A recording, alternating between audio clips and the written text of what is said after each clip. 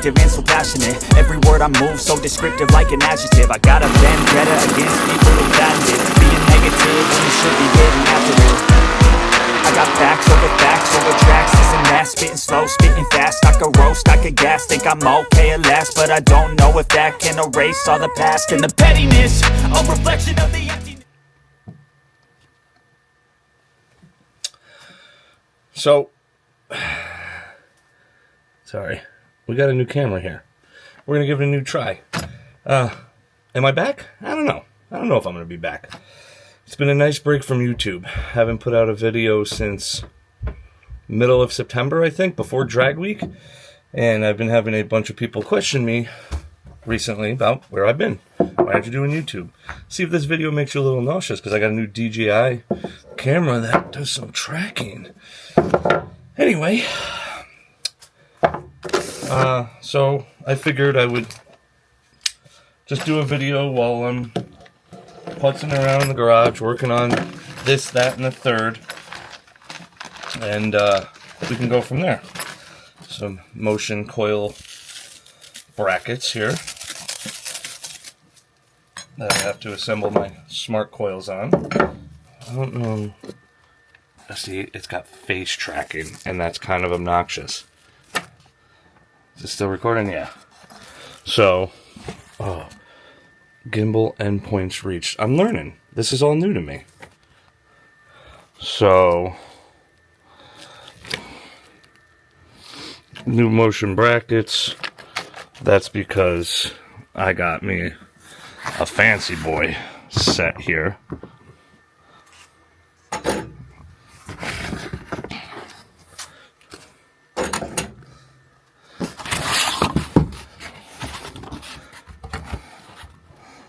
Come on. Of some gold boys. That's right. Boy. This camera's lost in space right now. God. It'll take me a minute to get used to it. But I got the fancy billet valve covers from Motion on so the camera's just doing it again. Just finding horizon. So you're going to have to give me, a little bit of a learning curve with this new camera. I haven't played with it much. But I did get, I've always wanted these. Once they came out in gold, I always wanted them. And I got them for a really good deal. So, that's why we got that. I got the brackets. I really thought about remote mounting them. But, I'm highly against remote mounting coils. I just don't like the routing of the spark plug wires and everything else of that nature. Oh, these like bolt down. There's like a nut and bolt. So, anyway, what's been going on? We went to Dragweek. It was an absolute bust. And we're going to get more into that. Intake manifold here. Got my injectors back from cleaning. FID took care of these. Yeah, I'm going to say his name wrong. Ron? I'm not even gonna fake it because I don't know what it is. Anyway, mechanical fuel pump got sent out. Injectors got sent out. I'm waiting on Devin to make me a crank trigger harness. I'm waiting on my new cylinder heads to come, which is pretty much for the predicament that we're in now. I'm assuming these go like this. This looks good. Yeah.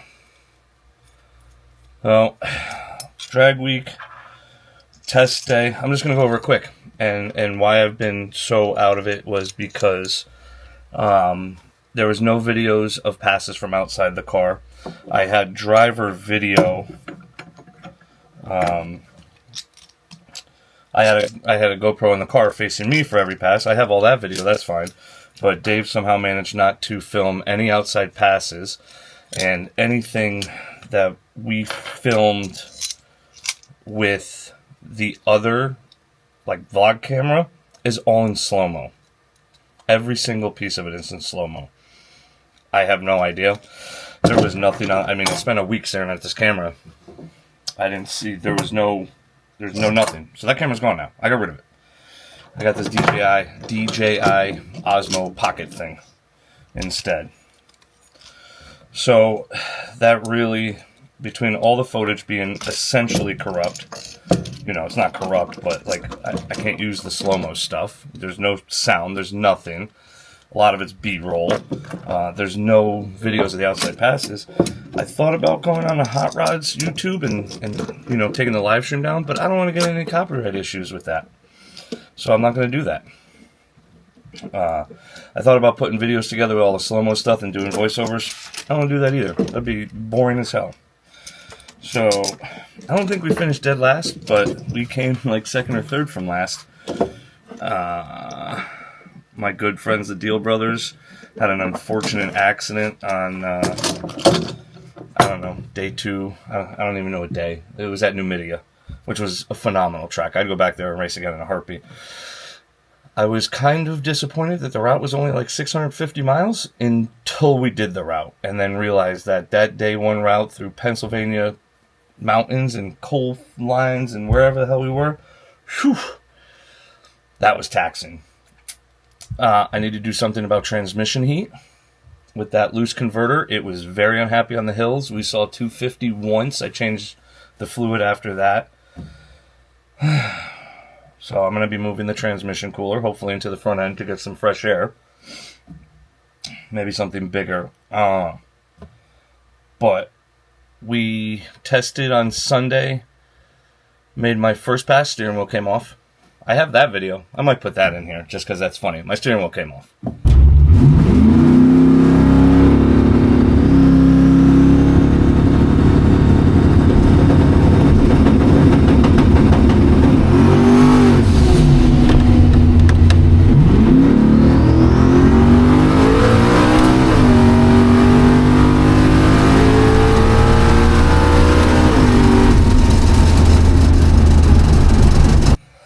So I let off, stuck it back on, hit it. It's Sunday testing. And it was just slow. It went like, 10 something at 120 something. Okay, well, what the hell just happened? So what we found out was it was hitting a boost safety because we got to pour on the boost to get those turbos to light because they're so big with such a small engine. So it hit a boost safety. Okay, line back up. Go out there. Top of first gear, that thing just shuts down. And I'm like, the car's still running, but I'm like, did I just break the transmission? Did I just break the rear end? I don't know.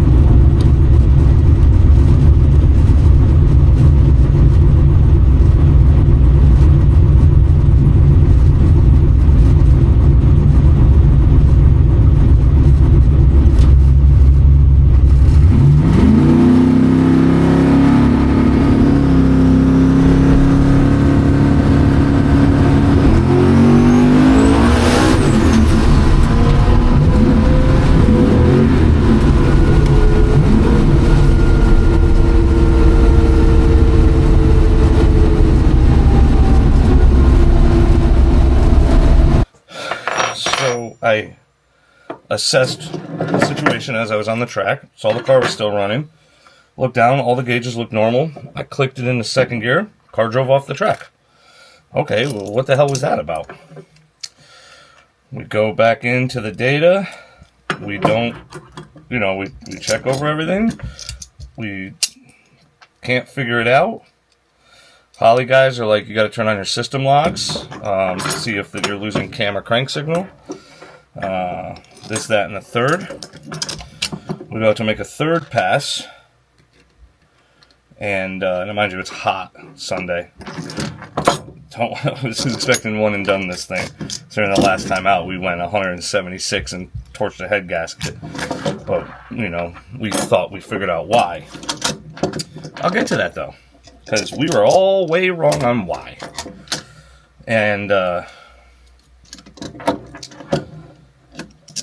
so, third pass, same thing. We hit the higher boost safety launching, and it goes 10, whatever. So, I'm like, screw it, whatever. I'm done testing today. They're getting ready to stop testing. Monday, same thing. Top of first gear, car, and I see it, too, right across the dash. RPM sync.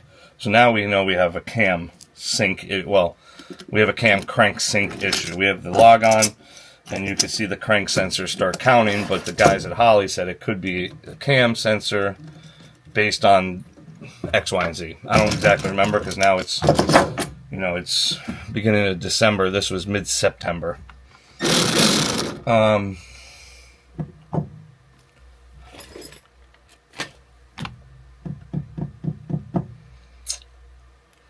So, packed our shit up, handed in our 12 second time slip, and rolled on. Went to Numidia, beautiful track, phenomenal. I'd love to race there again. Same thing. Top of first gear. Did we go to Numidia day 2? I think we went to Numidia day 2. Top of first gear. Boom. And that's essentially what happened in my week. We were changing cam sensors, changing spark plugs. Oh, speaking of that.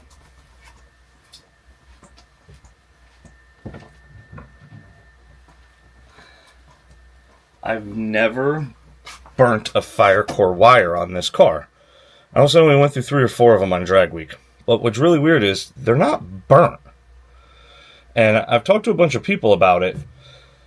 And they say it's from heat, but I've seen what heated spark plugs look like, and this is not them. So what I'm finding is, you see the crack in there? But it's still very soft and pliable. There's no white on this, which you usually see. This one's exaggerated. I ripped it open some. Again, there's no heat. It's very malleable and everything. And I did it 3 or 4 times. So we were changing spark plug wires, we were changing cam sensors. We checked the crank sensor. We didn't replace the crank sensor. Changed the coil on this burnt because we're like, oh, maybe the coil's shit out and that's causing interference. Nothing. Bought an overly expensive Fuel Tech coil. You Fuel Tech nerds, God, you pay so much money for the same product from somewhere else just because it says Fuel Tech on it. Anyway, the 911. Wow, it's louder than I thought. Anyway, I'll finish this up. God damn it.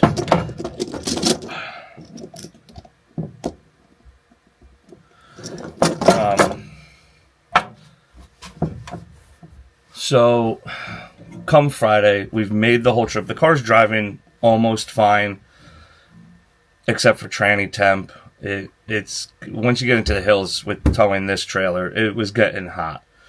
Not as hot as day 1 because we also weren't. We were on the highway in 80-degree weather for a while. It was like 250 miles the first day. So Friday, I said, screw it. I'm breaking the beams. My week has been shit. If you throw away your first pass on a drag and drive, forget it. You're done. There's no coming back. If you're in a class, well, the Deal Brothers go 6s, but like a 790 average won the class, which that's mostly what that class is. It's a high 7-second class, give or take. Obviously, when the Deal Brothers come in, stuff like that, they break it down. They set the record last year, 690s or whatever the average was. But all 4 years, 3, what have I done Dragweek? 3 years? Like a high 7-second average has won the class. So if you hand in a 13-second time slip, you're done. There's no coming back for it. Now you're just along for the ride and that. So I I broke the beams on Friday. I turned in my time slip. I completed Dragweek 2025. Technically, I did stage the car every single day. I did break the beams every single day. I saw some cool new tracks I've never raced on. I didn't get to make full passes on any of them, except for MIR. I went 10s or whatever. I made full passes, but not as what the car's capable of doing. So yeah, Dragweek sucked for me. I was happy I got to see all my friends. I was happy to be a part of Dragweek again. Granted, I think Dragweek's getting very commercialized. And like you could see it in their apparel and their stickers. It's pure trash. This is the cheapest of crap they've put out there. No thought or care in the design of it. It's just not there. And that's because, you know, big corporate entities are putting their way with it. But in my eyes, Dragweek is still the OG. It is still my number one favorite event. I won't go to Sick Week. I won't do any of the Sick events. From everyone I've ever talked to that's done them, it's just such a heavy influencer event that everything's catered to, and I don't want to be part of that. I missed Street and Eat this year because of the car being down. That is one of my favorite events. There's a couple more I want to try to do, but getting off track. So I want redemption. I want to go back to Dragweek depending on where it is in 2026. Because when I got home, we unloaded the car. I didn't touch it for 2 or 3 weeks. I drove it to my shop. I'm like, you know what? Let me get this thing down to the shop and get it on the lift, inspect everything, make sure everything's still tight, everything's still good. And I could see, I run Maxima Kool-Aid in my water, and it's hot neon pink, and you could see if it's leaking somewhere. You can see it's leaking from the driver head gasket. Which, with the thing popping, the RPM sync, that's not out of question. Like,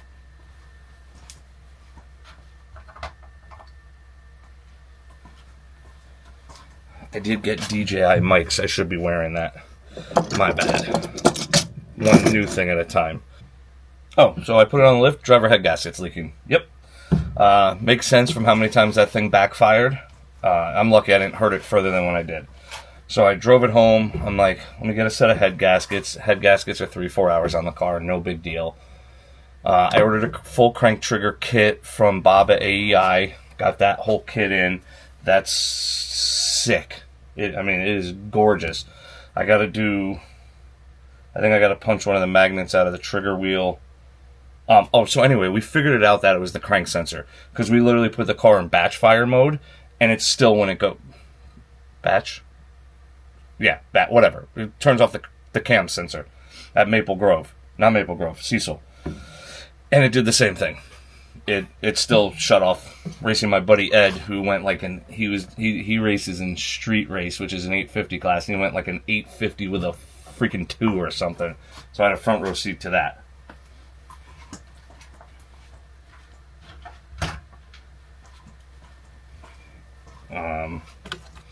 So that was cool.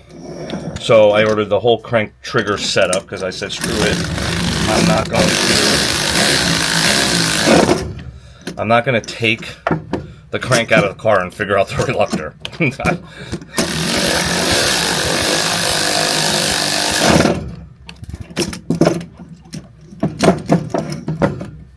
You know, it's just not worth it at that point. God, we're already 20 minutes into this video. I haven't done shit. Except tell you about my horrendous drag week. So anyway, come home, tear the heads off.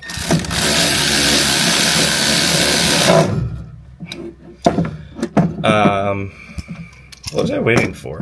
Oh, I sent the injectors out, sent the fuel pump out, I was getting the crank trigger set up, situated.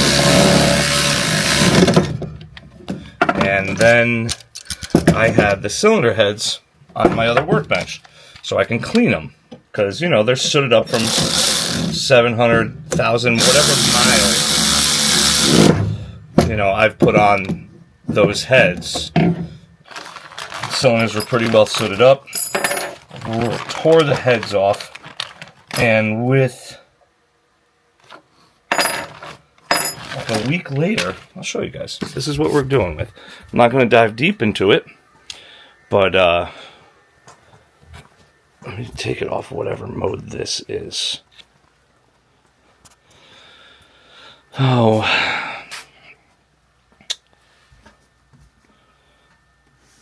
sitting here. Let me get the clean one. Hold on. I don't want to show you guys prematurely.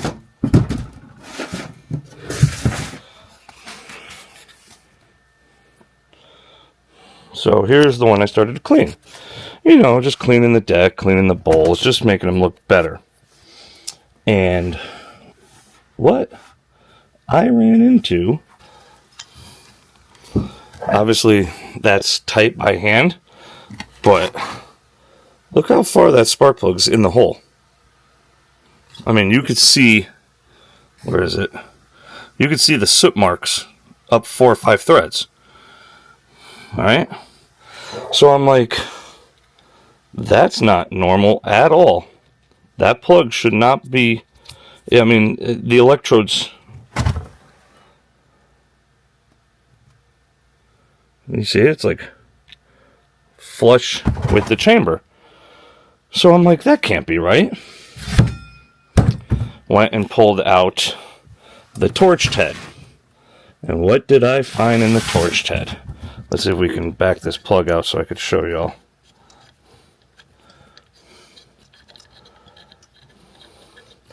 Now this torched head is the one when we took it out the first testing event this year, where I went 176 in the eighth. 176 in the quarter, and then torched the head gasket at the end of the pass. And we chalked it up to maybe a little too lean, too high of intake air temps, but I'll show you. This is the torch cylinder. You could see how far back it torched that hole. This is obviously the same way. You know, this whole hole's torched. But you can, let me see, where is it? Yeah, I mean, you could see 4 or 5 threads are black sooted. And you could see, this is the other one that started to torch. Where am I? You could see it's torched around the spark plug. So you can see, sorry, I'm having a real hard time with this stupid gimbal camera. You could see this is where all my problems have started. Right here. I think this led to every single issue we had this year. This is, I got 3 heads here because this is the one I torched and had to buy another one to get ready for Dragweek. And that's the new one there. That was, these 2 were the originals I bought, and this was the new one. Obviously a year and a half apart.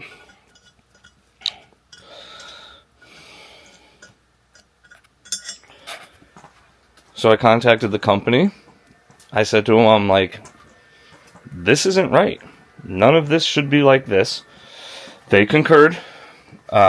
This was October? No, this was, yeah, October. They concurred. They go, that's definitely not right. That shouldn't be that way. So we worked out a deal. They are sending me a new set of heads. Now, what they said to me was, I'm already making more power than those heads were designed. Like, by a long shot. They said they designed those heads for, like, your high 6-ish, 700-ish horsepower guys, street brawlers, stuff like that. And I'm like, well, that's great. It doesn't say that anywhere on your website. So what they did was, they didn't give me a new set. They credited me for those, and they gave me dealer cost on the new set. Ended up being out of pocket $400-ish, give or take.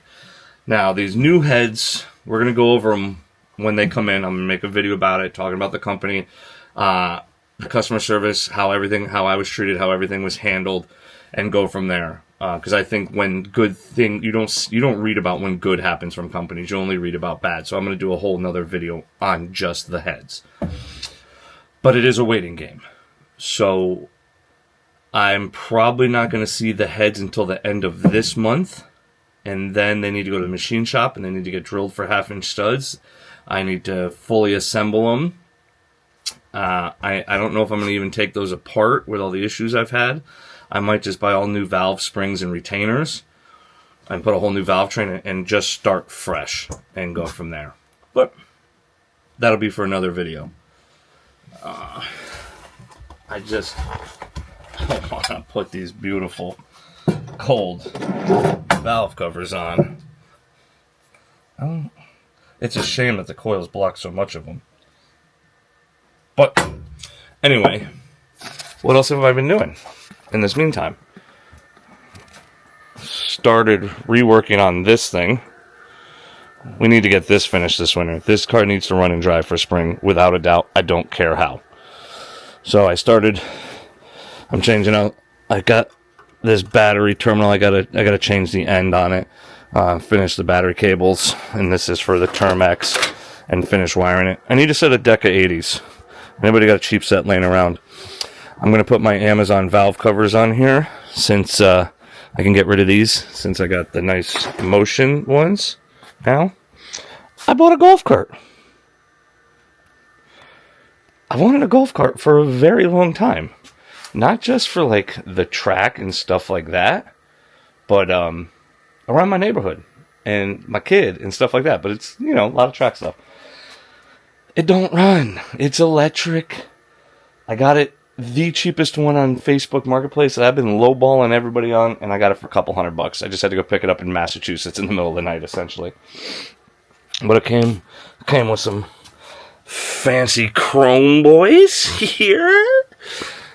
It's actually in really good. Look, Grant steer. This damn camera. Grant steering wheel. I just got this tinted windshield on a Black Friday special. Everything got to have a tinted windshield. It came with this mirror. It's got the rear seat, and it's in really good condition. But here we are. Dead batteries. So I bought a lithium setup. I know there's so much light. Right? Lithium. But it still don't work right. Sorry, I just messed up the gimbal camera. The damn camera's pointing to the ceiling. Like, what am I supposed to do with this freaking thing? Gimbal endpoints reached. Like, what does that even mean? I don't know how to use this damn thing. I think the controller is bad on it. I hooked that thing all up. You turn the key on. Oh, the battery's off.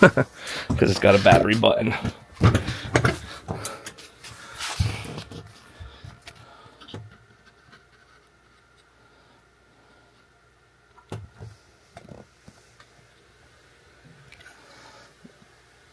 %. So it's got reverse buzzer, but it don't do nothing, right? You step on the gas, nada. So let me turn this off. So everything from what I've been reading is the controllers in here, which is right there, are a pretty known failure in these. The new ones are $700. I just spent $700 on a battery. I don't want to buy another one right now. But the car's in really good shape. So we'll get this thing up and running. I'll eventually paint it to match the car. But this year it's literally just clean it up, get it running. Put a push bar on it. And the panhard bar is bent too, but I'll just make one. What else? I built a sandblasting cabinet setup. Everybody said don't buy a Harbor Freight cabinet, they're junk. Well, I bought one. And I spent $100 on it from Facebook Marketplace. And, sorry, the car's in the way right now. But, I did all the modifications to it with, this stupid dust thing and that thing down there, metering valve thing, and new hoses, and I got a foot trigger, and no, you can't see through the glass like I can. But yeah, you see my header in there right now. But it works damn good. This is about 5 minutes of work. The header's in there. It's almost done. I got about 20 minutes on the header already. But it's too low. And everybody says that. So it's got to be raised up 6 inches. And I've also been building my powder coating station. So I got... When we did Dragweek, one stop was Eastwood. I bought the powder coating set up there. This is Eastwood as well. This is like you put a filter there and you spray into it, and hopefully you don't make a gigantic mess. But oven, spray thing, powder coating kit. Yeah, so I'm getting this all situated so I can powder coat my own shit, and we're going to try to Cerakote these while the car's apart. Yeah, the car is apart, like usual, per usual. Cylinder heads are off, right? Swapped dipsticks, because this area was too much. So I'm going to get this thing up out of the way over here somewhere, and we're going to change radiators. Old one, big, heavy as hell. I don't know how much it weighs, but I know it's a lot. And this one is a lot less.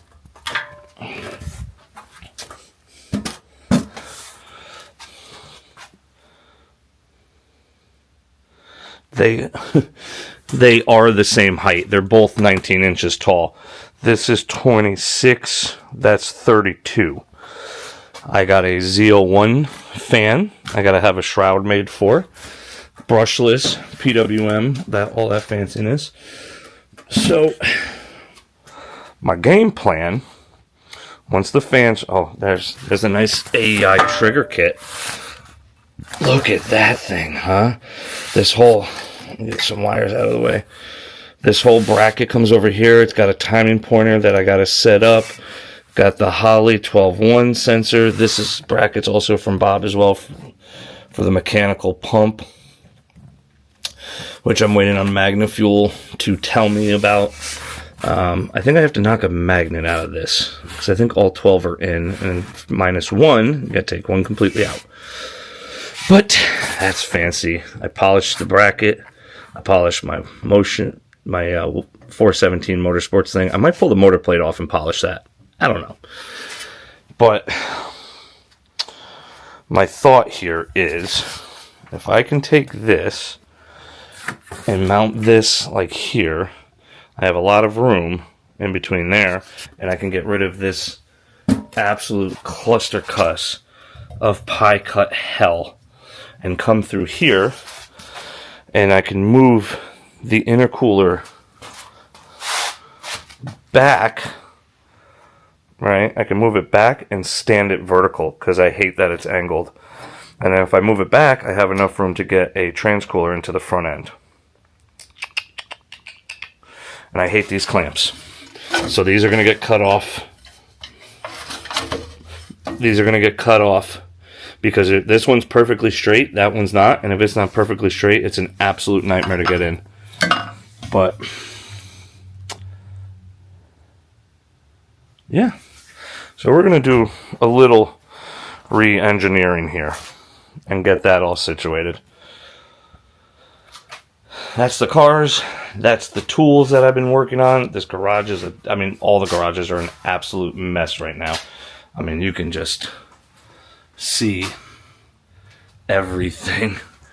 And I really don't like the gimbal on this camera. Like, I wonder if there's a way I can lock it. Total mess.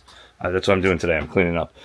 But there's a lot of other little upgrades. Like DRP performance wheel bearing spacers. And this gives you a free spin on your front brakes. So we'll go over that. I got some new fancy lug nuts. I got my fancy valve covers. Yeah. Anyways, there's an update. Like I said, I don't know if I'm fully coming back to do YouTube. It's been really, really nice not videoing, not editing, not dealing with people's BS. Everyone's got something smart to say on the internet, and I just don't think I'm here for it anymore. I might just do what everybody suggested with, coming back, that I might just turn the comments off and leave them completely off, so I don't have to deal with the stupidity. YouTube's not worth it to me anymore.